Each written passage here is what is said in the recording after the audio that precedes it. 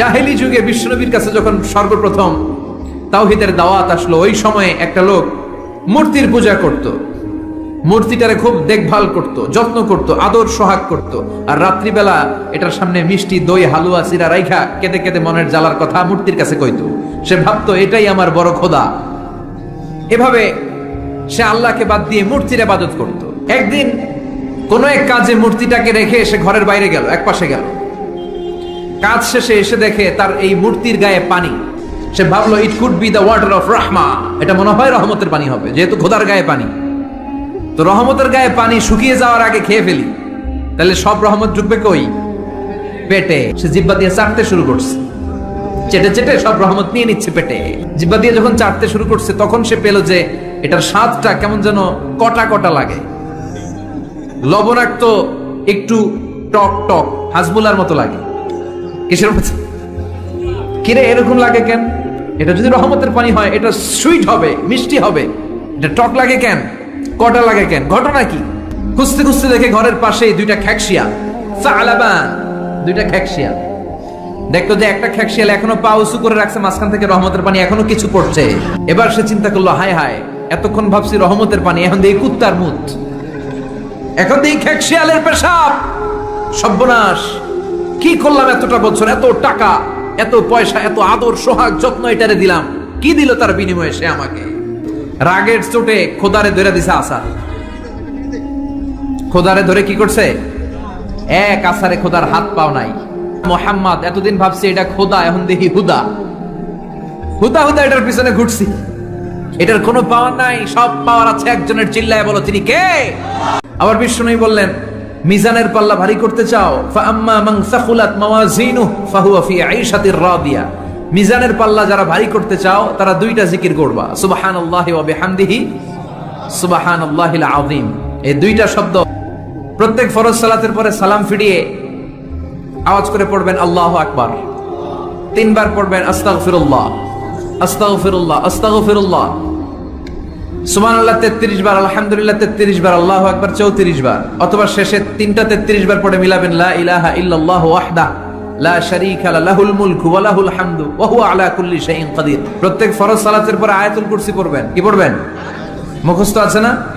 এটা পড়ে ফু দিলে কোনো জিন পড়ি, ব্ল্যাক ম্যাজিক কোনো কিছু আপনারা ধরতে পারবে না। বিষ্ণু বলেন, প্রত্যেক ফরজ সালাতের পরে কেউ যদি আয়াতুল কুরসি পড়ে, তার জান্নাতে ঢোকার ব্যাপারে আর কোনো বাধা নিষেধ থাকে না। একটা জিনিস ছাড়া, সুবহানাল্লাহ, আরেকটু পরে কোন একটা জিনিস ছাড়া, ইল্লাল মাউত, সেটা হচ্ছে মৃত্যু। লোকটা মরে না তাই জান্নাতে যায় না, মরলেই জান্নাতে। এবার সুবহানাল্লাহ। মুমিন স্মার্টলি কাজ করে, মুমিন কষ্ট করে কাজ করে না। সুবহানাল্লাহ কবেন না? মুমিন সুযোগ খোঁজে, মুমিন কাজ করে স্মার্টলি। আপনারা জানেন কাবা ঘরের 4টা কর্নার আছে। একটা কর্নারের নাম হচ্ছে রুকনুল হাজারিল আসওয়াদ, এটার নাম হচ্ছে ব্ল্যাক স্টোন কর্নার, যেখানে হাজরা আসওয়াদের পাথর আছে। এই পাথরটাতে চুমু দিলে জীবনের গুনাহ সব মাফ করে দেয় কে? আল্লাহ। এটা জান্নাতি পাথর। হাজরা আসওয়াদের কর্নার আর দরজার মাঝখানে ছোট্ট একটু জায়গা, এটারে আরবিতে বলে মুলতাসাম। সাহাবারা এই জায়গাটার সাথে লেগে থাকতেন, পেট লাগিয়ে, গাল লাগিয়ে, চোখ লাগিয়ে, মুখ লাগিয়ে কাঁদতেন আর দোয়া করতেন। আর এই জায়গায় পেট লাগিয়ে, শরীর লাগিয়ে দোয়া করলে ওই দোয়া আল্লাহ ফিরিয়ে দেয় না। কিন্তু ওই জায়গায় দোয়া করার চান্সও এত সহজে পাওয়া যায় না, ধাক্কা ধাক্কি যুদ্ধ করতে হবে আপনাদের। 8-10টা পাঠান একসাথে দাঁড়ালে ওগুলার জ্বালায় কিছুই করা যায় না। এইভাবে তাকাইতে হয় ওদের দিকে, তাকাইলে আপনার টুপি পরে যাবে পিছনে, ইয়া উঁচু লম্বা। তো এই মাওলানা অনেক ধাক্কা ধাক্কি করে কোন রকম ওই মুলতাজামে হাত লাগাইতে পারছে। সে ওখানে হাত লাগিয়ে দোয়া করতেছে, আল্লাহ একটাই দোয়া, জীবনে যত দোয়া করছিলাম আর করবো সব দোয়া তুমি কবুল করে নিও। তো কিছু বাকি রাখছে? কথা বলেন। The believer they work smart, they don't work hard. বিশ্বাসীরা স্মার্টলি কাজ করে, ওরা শক্তি খাটিয়ে ঘাম ঝরিয়ে কাজ করে না, ওরা সুযোগ খোঁজে, ওরা ঝোপ বোঝে কোপ মারে। ঠিক কি না? আল্লাহ বললেন, যালিকাল কিতাব লা রাইবা ফিহি হুদাল লিল মুত্তাকিন। এমন বই যেটাতে সন্দেহের অবকাশ নেই, মুত্তাকিনদের জন্য গাইডলাইন। ও নবী, অনেকগুলো অন্ধকার থেকে একটা আলোর মশালের দিকে নিয়ে যাওয়ার জন্য আমি কোরআন নাজিল করেছি। বামপন্থীদেরকে ডানপন্থী বানানোর জন্য আমি কোরআন নাজিল করেছি। জাহান্নামীগুলারে জান্নাতি বানাতে আমি কোরআন নাজিল করেছি। আল কোরআন আল কারীমের 30তম পারার 112তম সূরা, খুব ছোট্ট একটি সূরা, সাইজে ছোট্ট হলেও ফজিলতের শেষ নাই। অনেক ছোট ছোট জিনিসকে আমরা উপেক্ষা করি, আমরা গুরুত্ব দিতে চাই না, কিন্তু আসলে এটার গুরুত্ব যে কত বেশি আমরা বুঝি না। সূরাতুল ইখলাস হচ্ছে ওই রকম একটি সূরা যেটাকে আমরা গুরুত্ব দেই কম, আসলে অনেক গুরুত্বপূর্ণ। সুবহানাল্লাহ পড়েন। তো এই সূরাটা থেকে কিছু কথা আজকে আমরা শুনবো, শিখবো, জানবো আমলের নিয়তে। নিয়ত খালেস করেন, ইন্নামাল আমালু বিন্নিয়াত। সব কাজের প্রতিফল দেয়া হবে নিয়তের উপর বেস করে। আপনি যদি লোক দেখানোর জন্য সালাত পড়েন হবে? মানুষে আপনারে আলহাজ ডাকবে, এজন্য যদি হজ করেন কবুল হবে? এরকম হাজি আছে না নাই? আলহাজ না ডাকলে চাইতে ওঠে, আছে না নাই? তো আপনি চেতেন কেন? আপনি কি আলহাজ শোনার জন্য হজ করছেন? হজ এবং উমরা করবে শুধুমাত্র একজনকে খুশি করার জন্য, তিনি কে? এটার নাম ইখলাস। সবকিছু আল্লাহর জন্য করতে চাওয়া, এটার আরবি নাম হচ্ছে ইখলাস। আরবি নাম কি? আর এই ইখলাস নামে আল্লাহ কোরআন একটা সূরা দিয়ে দিয়েছে, সুবহানাল্লাহ। সূরাতুল ইখলাস, আন্তরিকতার সূরা, দ্য সূরা অফ সিনসিয়ারিটি। তো এজন্য শুরুতে নিয়ত খালেস করে নেন যে যা আজকে আমরা শুনবো আমলের নিয়তে, ইনশাআল্লাহ পড়েন। তো এটা একটা ক্লাস, এজন্য আপনাদেরকে কিছু জিজ্ঞেস করলে আপনারা আওয়াজ করে উত্তর দিবেন। সূরাটার নাম হচ্ছে সূরাতুল ইখলাস। কি নাম? সূরাতুল ইখলাস। এই সূরার আয়াত সংখ্যা 4টি। চিল্লায় বলেন কয়টি? এই সূরাটা মাক্কি সূরা। কি সূরা? সূরাটার নাম হচ্ছে সূরাতুল ইখলাস। সূরাতুল ইখলাসে শুধু এই সূরার নাম নয়, আরো অনেকগুলো নাম পাওয়া যায় এই সূরার। তন্মধ্যে একটি নাম হচ্ছে সূরাতুত তাওহীদ। সূরাতুল ইখলাসের অপর আরেকটি নাম হচ্ছে সূরাতুত, এই সূরার একটা নাম হলো সূরাতুত তাওহীদ। কি নাম? সবাই বলেন সূরাতুত তাওহীদ। কি নাম? তাওহীদের সূরা। তাওহীদ মানে একত্ববাদ, oneness of God, oneness of creator. আমাদের স্রষ্টা যে একজন, সেটাকে আরবিতে বলে তাওহীদ। যার এই তাওহীদের বিপরীত হচ্ছে শিরক, আল্লাহ ছাড়া অন্য কারো কাছে হাত পাতা। আল্লাহর সামনে মসজিদে যে মাথা না নুয়ে মাজারে যে মাথা নত করে বাবার কাছে চাওয়া, আছে না নাই? দয়াল বাবা রে দয়া করো আমারে। দয়া করার মালিক কে? আল্লাহ। এজন্য বলতে হবে দয়াল আল্লাহ রে দয়া করো আমারে। কেউ যেটা শোনে না, শোনে কে? আপনি যখন যে মুহূর্তে যেভাবে আল্লাহ তাআলাকে ডাক দেন তিনি শুনতে পায়। নাকি মাঝরাতে ডাক দিলে শোনে না? তুফানে পড়ে ডাক দিলে শোনে না? ভূমিকম্পের মাঝখানে ডাক দিলে উনি শোনে না? এজন্য বিপদে পড়লে, মন যখন বিষণ্ণ থাকবে, দুঃখের সময়ে আমরা চাইবো কার কাছে? সব সময় প্রশংসা করব কার? ইদা সাআলতা ফাসআলিল্লাহ ওয়া ইদা ইসতাআনতা ফাসতাইন বিল্লাহ। যখন সাহায্য চাইবে আল্লাহর কাছে চাও।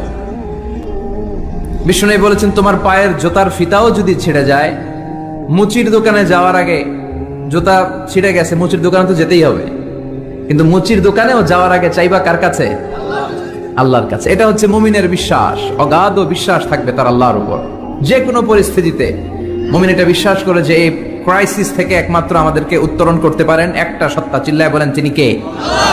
যদি আমার শুকরিয়া করো, আমাকে যদি থ্যাঙ্কস দাও, তাহলে আমি আল্লাহ তোমাকে নেয়ামত যা দিয়েছে আরো বাড়িয়ে দেব। আর এত কিছু দেওয়ার পরে যদি নাশুকরি করো, তাহলে জেনে রাখো আমার শাস্তি বড় ভয়ানক।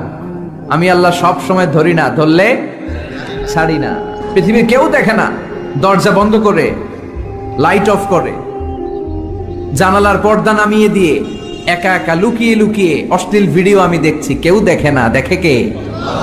ওমরে ফারুক উবাই ইবনে কাব রাদিয়াল্লাহু তাআলা আনহুকে জিজ্ঞেস করলো, ইয়া উবাই মা হুয়া তাকওয়া? উবাই, তাকওয়া কি?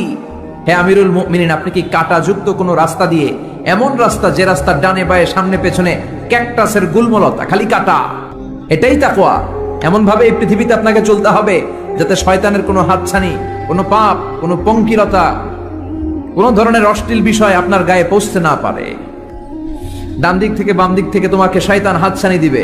গানের কনসার্টে চলো, দুম্মা চলে ধুম দেখতে চলো, জুয়াবাজিতে চলো, নিষিদ্ধ পল্লীতে চলো, একটার পর একটা হাতছানি আপনাকে ডানে বায়ে সামনে থেকে পেছন থেকে আপনাকে গ্রাস করে ফেলতে চাইবে। কিন্তু মুমিন যখন সিরাতুল মুস্তাকিমের পথে একবার উঠেছে, এই পথটা শুরু হয়েছে দুনিয়া থেকে, এটার ওই প্রান্তে আছে জান্নাতুল ফেরদাউস। বাংলাদেশের জাতীয় রোগের নাম ডায়াবেটিক্স। জাতীয় রোগের নাম কি? আর যুবকদের জাতীয় সমস্যা হচ্ছে কে? পর্নোগ্রাফি। স্মার্টফোন গুলো আমাদেরকে স্মার্ট না বানিয়ে আমাদেরকে শেষ করে দিচ্ছে, ঠিক কিনা? কেউ দেখে না, কারো দেখার দরকার নাই, কিন্তু আমার আল্লাহ দেখে, ঠিক কিনা? এটাই সবসময় মুমিনের অন্তরে থাকতে হবে। এটার নাম ঈমান, এটার নাম তাকওয়া। এই তাকওয়া নিয়ে যেন আমরা মরতে পারি, আল্লাহ তুমি তৌফিক দাও। ঈমানের সাথে যেন আমাদের মৃত্যু নসিব হয়, তুমি তৌফিক দাও। এরকম অনেকে আছে আজীবন ইসলামের পক্ষে ছিল, কিন্তু শেষকালে মুরতাদ হয়ে মারা যায়, আছে না নাই? আবার অনেকে আজীবন ছিল কাফের, মুশরিক, ইসলামের শত্রু, নাস্তিক, কিন্তু শেষকালে কালিমা পড়ে মারা যায়, আছে না নাই? মরতে তো হবেই, এজন্য আল্লাহর কাছে আমরা শাহাদাতের মৃত্যু চাই, ঠিক কিনা? বিষ্ণু বলেন শাহাদাতের মৃত্যু নিয়ে কেউ যদি বিছানায় পড়েও মারা যায়, কিয়ামতের দিন শাহিদদের কাতারে আল্লাহ তাকে দাঁড় করিয়ে দিবে। সুইসাইড, মান খাতালা নাফসাহু বিশাইইন উযযিবা বিহি ইয়াউমাল কিয়ামা, যে ব্যক্তি যে জিনিস দিয়ে নিজেকে শেষ করবে কিয়ামতের দিন, ওটাই হবে তার শাস্তি। যে ছুরি ঢুকিয়ে স্ট্যাবিং করে মারা যায়, ও শুধু স্ট্যাবিং করতেই থাকবে জাহান্নামে। যে বিষ খেয়ে মারা যায়, ওর শাস্তি হবে জাহান্নামের বিষ খেয়ে খেয়ে সে জাহান্নামটাকে কাঁপিয়ে তুলবে। এই সাহাবা আত্মহত্যা করলেন, পেছন থেকে লুকিয়ে লুকিয়ে যে সাহাবা এই দৃশ্য দেখলো, সে দৌড়ে বিশ্বনবীর কাছে যেয়ে বলল, আশহাদু আন্নাকা মুহাম্মদ রাসূলুল্লাহ। কারণ ওই সাহাবী আত্মহত্যা করে মারা গিয়েছে, তার কপালে শাহাদাত জোটে নাই। এজন্য বিশ্বনবী দোয়া করতে বলেছেন, আল্লাহুম্মা রযুকনা হুসনাল খাওয়াতিম, হে আল্লাহ আমাদের শেষটাকে তুমি ঈমানের মৃত্যু দিও। বিশ্বনবী বললেন, আলা ওয়াহিয়াল কলব, জেনে রেখো এই গোশতের টুকরাটার নাম হচ্ছে কলব। সেটার নাম কি? এই যে বাম স্তনের 2 আঙ্গুল নিচে থাকে, এটা এই জায়গায় আল্লাহ সেট করে দিয়েছেন কলব। আলা বিযিকরিল্লাহি তাতমাইন্নুল কুলুব, কোনো কিছু দিয়ে এই কলবের প্রশান্তি আসে না শুধুমাত্র আল্লাহর জিকির ছাড়া। এই কলবে থাকবে সুবহানাল্লাহ, আলহামদুলিল্লাহ, লা ইলাহা ইল্লাল্লাহ, আল্লাহু আকবার। এই 4টা জিকির সবচেয়ে সেরা জিকির, খেয়াল রাখবেন। মৃত ব্যক্তির কাছে কিছু চাওয়া যায় না, খেয়াল করে শুনবেন। আল মাইয়িতু ফিল কবর কাল গরিকু ফিল বাহর, সাঁতার না জানা ব্যক্তি সাগরে পড়ে গেলে যেমন অসহায়, কবরে চলে গেলে মানুষটা এরকম অসহায়, সে চেয়ে থাকে আপনারা কি পাঠাবেন, আপনারা তার জন্য কি পাঠান, এটার জন্য সে ওয়েট করে। সে কিছু পাঠাতে পারে না, সে আপনার বিপদ থেকে উদ্ধার করতে পারে না, সে আপনার মনের আশা পূর্ণ করতে পারে না। আপনার মনের আশা পূর্ণ করতে পারে শুধু একটা সত্তা, চিল্লায় বলেন তিনি কে? কত দরবার থেকে কত লোক খালি হাতে ফিরে, দামি ঘড়ি পরে গেছে, ঘড়ি চুরি হয়েছে, এখন খালি হাতে ফিরে। পকেট ভর্তি টাকা নিয়ে গেছিল, টাকা চুরি হয়ে যায়, খালি পকেটে ফিরে, আছে না নাই? দামি জুতা পরে গিয়েছে, জুতা চুরি, খালি পায়ে ফিরে, আছে না নাই? এক দরবার থেকে কেউ কোনোদিন খালি হাতে ফিরে না। চিৎকার করে বলেন দরবারটা কার?